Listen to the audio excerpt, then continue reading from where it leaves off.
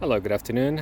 I'm just doing a quick review of the Cube Export Town Hybrid 1, which has been my wife bike, especially throughout this lockdown and with COVID restrictions. It has been available in the UK for quite a long time, actually, in the last year.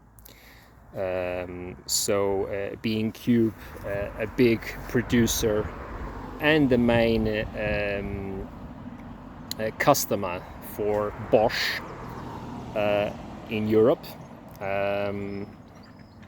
it has actually quite a lot of availability for the electric bikes. So it didn't have much of a chain production issue like it happened with some of the other brands.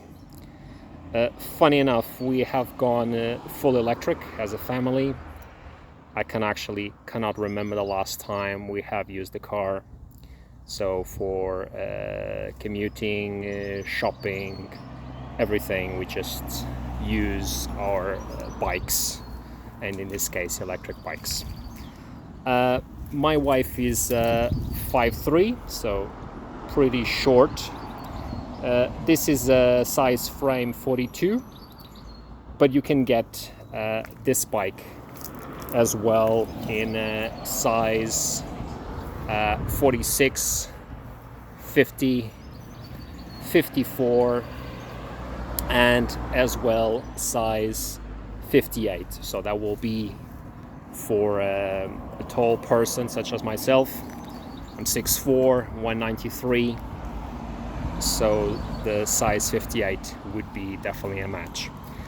In the front comes with a fork SR Santour with 50 millimeters of travel, and he's got tires Schwalbe Road Cruiser Active 47 by 622, so that's basically a size 28 with 1.75 of width, so definitely gives a lot of comfort while you're riding along.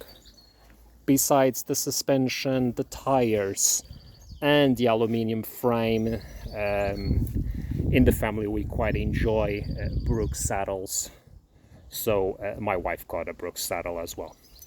As you can see, this have a 500 power battery, but you can fit a 400 as well. This bike, one of the huge advantages is the price.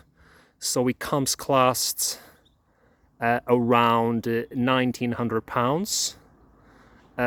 It's true that doesn't have the most powerful motor, so it's a Bosch drive unit active generation 3, so it's got 40 newton meters of torque, so that's not much, but for the 60 miles that my wife travels a week, it does definitely do the job. It's not a very hilly place where we live here in Cambridge, so it's pretty okay. Even if it doesn't have disc brakes, one of the things that made us going for this bike, and actually in the family we only use hub bikes, we don't use derailleurs at all, is, for instance, in this case is the Nexus 7 in the back. So it's got a chain ring of 40 in the front, and then he's got a cog of 20 in the back with a chain glider. So it's really low maintenance, this bike. So the only thing I do mainly is every 2 weeks I just pump the tires. Once a month I put some lube on the front suspension, and that's about it.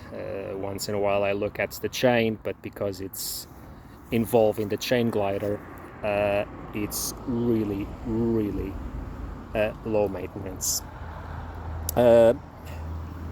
One last point that I like to mention is the situation of insurance. I come from a Portuguese background, and one of the things that I found quite strange when I got to the UK is, I apologize, a little, this obsession of insurance.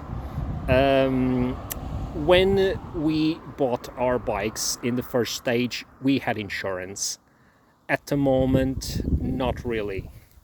And the reason is, I lived in London for quite a few years, and I never had a lot of theft at all with bikes. Well, mainly the bikes are not on the street, they are in a garage. But another thing that I think is quite important is this.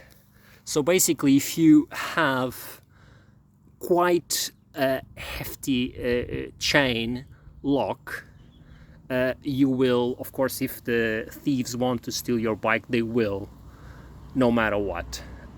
But if you spend at least 10% of the cost of the bike, in this case the bike cost, so it was 1900, so at least if you spend £200 in good locks, locking the frame, locking the front wheel, the back wheel, and as well the saddle, because sometimes it's more the components more than the bike itself and the hassle, you should be all right. And of course, if you have a garage and you live in a place where it has CCTV, but not for a long time.